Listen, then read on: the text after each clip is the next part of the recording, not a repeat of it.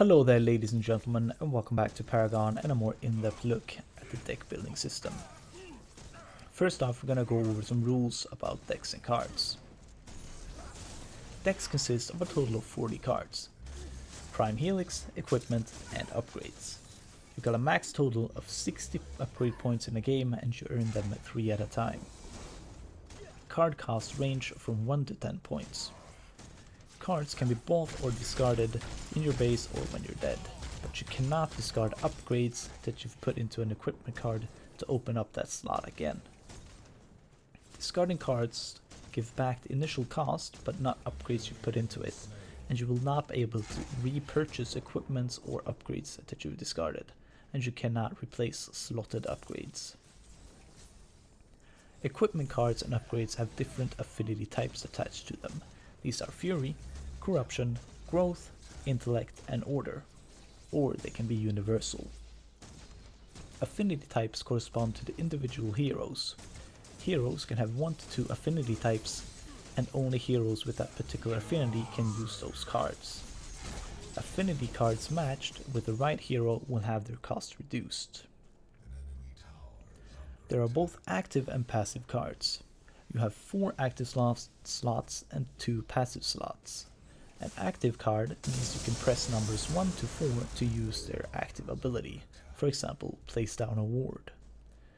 You can place active and passive cards in whichever slot you want, but you can't use active abilities in passive slots, so be careful where you put them, but you can't move their placements.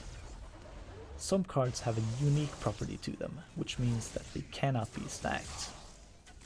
Upgrade cards can only be placed into equipment cards that already have the same stat on it. For example, plus critical chance upgrade cards can only be placed in equipment cards that already give you plus critical chance.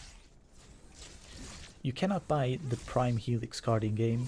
It will always remain on you, but only activate when your team receives the Orb Prime buff. You receive the Orb Prime buff, Prime Helix card stats, when the Prime Orb is activated for your team, and you will get the Prime Orb from killing the big boss. The person who picks up the Prime Orb is displayed on the minimap, and the orb can be stolen by the enemy if they kill the person who carries it, so be careful. Alright, so let's move on to equipment. First off, you want to pick up a health potion and a mana potion to have better sustain in lane. They cost 1 point and have 3 uses before you need to go back to base and recharge them to get 3 new uses. After that, you can choose between a ward and a harvesting key. You can actually place down harvesters without the key, but it takes much longer, so it's a good pickup on supports and junglers. And of course, wards gives vision. So far we have 3 types of Prime Helix cards: energy damage, increased max health, and physical damage. Pick the one most fitting for your deck build.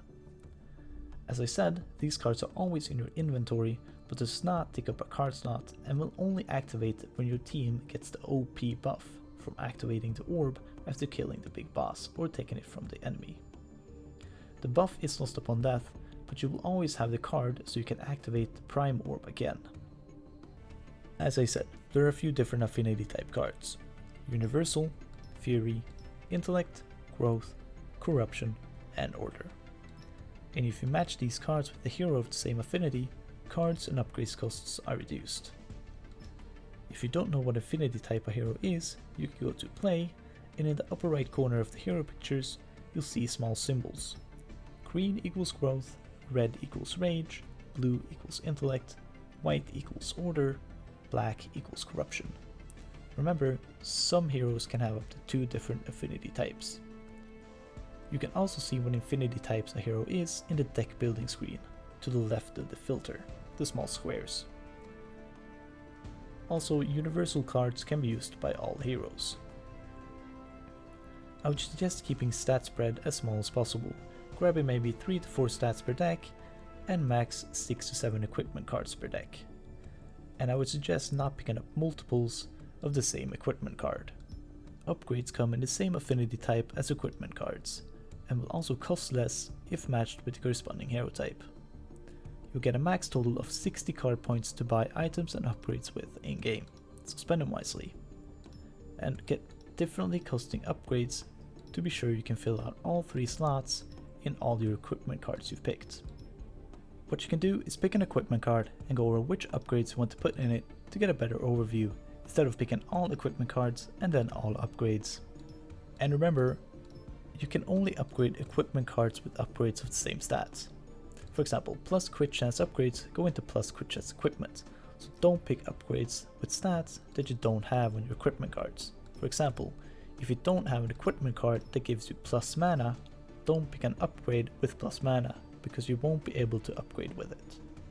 Whatever you want to build, just take your time, but you can always go back and edit decks if you find it's not working out in game or you're not happy with how it turned out.